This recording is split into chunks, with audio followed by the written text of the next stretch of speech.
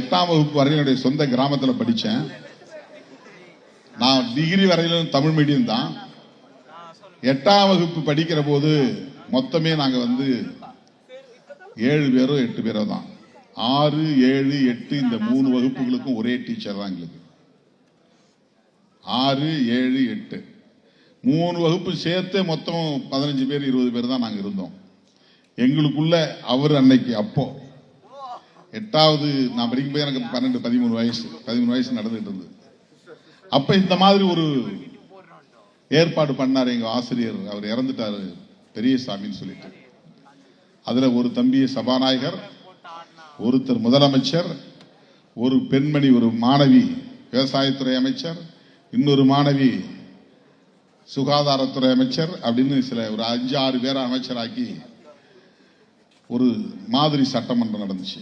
இந்த மாதிரி இவ்வளவு பிரமாண்டமாலாம் கிடையாது. இங்க பெரிய கட் அவுட் செமையா இருந்துச்சு. உள்ள நுழையும் போது நம்ம தமிழ்நாடு அசம்பிளிக்குள்ள நுழையிற மாதிரி பயங்கரமான ஏற்பாடு. அதே மாதிரி சட்டப்பேரவையில சபாநாயகர் உட்கார்ந்துருக்கிறது கம்பீரமான சேர். அதுக்கு முன்னால நாடாளுமன்ற சட்டமன்ற செயலாளர் வேற உட்கார்ந்துருந்தாங்க. இந்த பக்கம் எதிர்கட்சி தலைவர் பயங்கரமா. பெண்கள் எத்தனை பேர் கேட்ட, மொத்தம் பெண் சட்டமன்ற உறுப்பினர்கள் எத்தனை பேர் கேட்ட ஹெட் மாஸ்டர்கிட்ட. நிறைய சரிக்கு சரி வந்திருக்கிறாங்க, நம்பர் கரெக்ட் நம்பர் அப்புறம் சொல்றேன் உங்களுக்குன்னு சொன்னாங்க. சமமான பெண்கள். எனக்கு ஏற்பட்ட அனுபவம். திடீர்னு எங்க ஆசிரியர் என்ன சொன்னாரு, நீ தான் முதலமைச்சர் சொன்னாரு என்கிட்ட. நீ உட்காரு, சபாநாயகர் வரும்போது நீ போய் அழைச்சிட்டு வரணும். இப்ப ஸ்கூலுக்கு வெளியில அவரை நிப்பாட்டி உள்ள இருந்து நானும் இன்னொருத்தரும் 2 பேரும் போயிட்டு, அவர் சபாநாயகர் வரும்போது ஒருத்தர் சொல்றாரு, சபாநாயகர் வருகிறார், அமைதி அமைதி அமைதி அப்படின்னு ஒருத்தர் சொல்லுவார். நாங்க அவரை அழைச்சிட்டு போய் அவர் சீட்ல உட்கார வைக்கணும். உட்கார வச்சுட்டு நாங்க போய் அப்படி ஓரமா உட்கார்ந்துவோம்.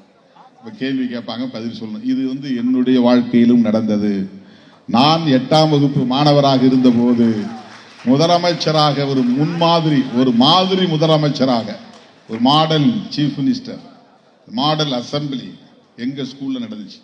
அது union school, panchayat union school. இது 8வது வரல இருந்த மிடில் ஸ்கூல்.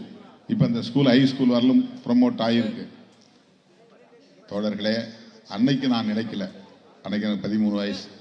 நான் அரசியலில் ஈடுபடுவேன், ஒரு கட்சிக்கு தலைவராவேன், நான் சட்டமன்றத்திற்குள் அடியெடுத்து வைப்பேன், நாடாளுமன்றத்தில் நான் போய் குரல் கொடுப்பேன் என்கிற அந்த எண்ணம்லாம் கிடையாது. பரந்தாமன் அவர்கள் சொன்னது போல, எந்த பின்புலமும் இல்லாத குடும்பத்தில் நானும், அவரை போல நானும். எங்க அப்பா அரசியல் கிடையாது, அம்மா அரசியல் கிடையாது, அம்மாவுக்கு ஆனாவன்னா கூட படிக்க தெரியாது. அப்படி ஒரு குடும்பத்தில் இருந்து வந்தோம். அந்த சூழல் நமக்கு ஒரு இன்ஃபீரியாரிட்டி தான் கொடுத்துச்சு. என்னுடைய குடியிருப்பு, நான் இருக்கிற சமூகம், என்னோட இருக்கிறவங்க, நாங்க உடுத்துற உடை, உண்ணுகிற உணவு, அந்த பட்டினி, அந்த ஏழைமை, அதாவது வறுமை, இதெல்லாம் எனக்குள்ள ஒரு இன்ஃபீரியர் காம்ப்ளெக்ஸ் தான் உருவாக்கி வச்சிருந்தது.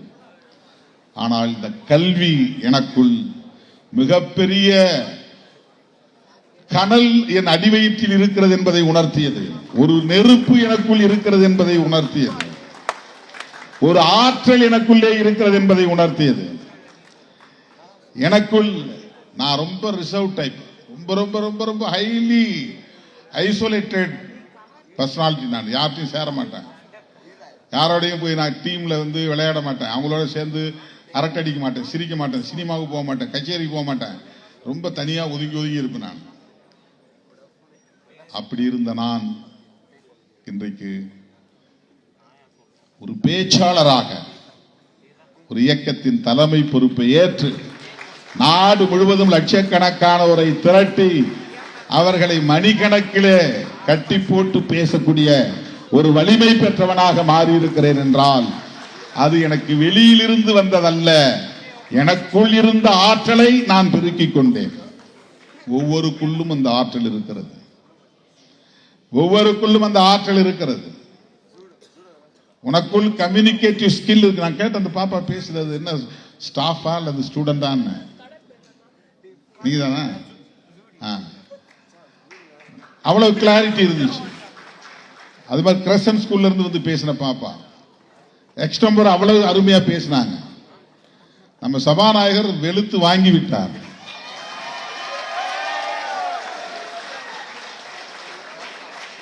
நான் கேட்டேன் வந்தவொடனே ஹெட் மாஸ்டர், என்ன எவ்வளவு நாள் இவங்களுக்கு ரிஹர்சல் கொடுத்தீங்க, பயிற்சி கொடுத்தீங்க, அவ்வளவு எக்ஸ்டம்போரா பண்றாங்களே. இல்ல நேத்து கொஞ்சம் எழுதி வச்சு அப்படி படிச்சாங்க, இன்னைக்கு அட்டகாசமா ஃப்ளூயண்டா வந்துருச்சு எல்லாருக்கும். அப்படியே மாறிட்டாங்க எல்லாருமே, சபாநாயகரா மாறிட்டாரு, எல்லாம் அப்படியே அதுவாவே மாறிட்டாங்க. ஒரு பேரண்ட் கூட அப்படி சொன்னாங்க அப்படின்னு சொன்னார். இப்ப உங்களுக்குள்ள அந்த ஆற்றல் இருக்கிறது. உள்துறை அமைச்சர் எழுச்சி நான் அமித்ஷா எழுந்துச்சு நிற்கிற மாதிரி இருந்துச்சு எனக்கு. அவர் ஜிப்பா போட்டுக்கிட்டு அப்படி எழுச்சி நின்று அப்படி பேப்பரை எடுத்து படிக்கும் போது, என்ன தமிழ்நாட்டில் உள்துறை அமைச்சர் தனியா கிடையாது, முதலமைச்சர்கிட்டே இருக்குது அந்த ஹோம் உள்துறைங்கிறது. காங்கிரஸ் காலத்தில் இருந்துச்சு, கக்கன் தான் உள்துறை அமைச்சராக இருந்தார். இப்ப தமிழ்நாடு அசம்பிளியில தனியா உள்துறை அமைச்சர் கிடையாது, சிஎம் கிட்டே அந்த இலாக்கா இருக்கு, அந்த போர்ட்போலியோ ஹோம். இப்ப நீங்க இங்க உள்துறை அமைச்சர் தனியா ஒரு அமைச்சர் போட்டு வச்சிருந்தீங்க, அது அங்க யூனியன் கவர்மெண்ட்ல தான் இருக்குது, பார்லிமெண்ட்ல. அவர் ஜிப்பா கிப்பா போட்டு பார்த்தவனே பக்கத்துல அமித்ஷா நிக்கிற மாதிரி நிக்கிறாரு அப்படின்னு நான் நினைச்சேன். இதெல்லாமே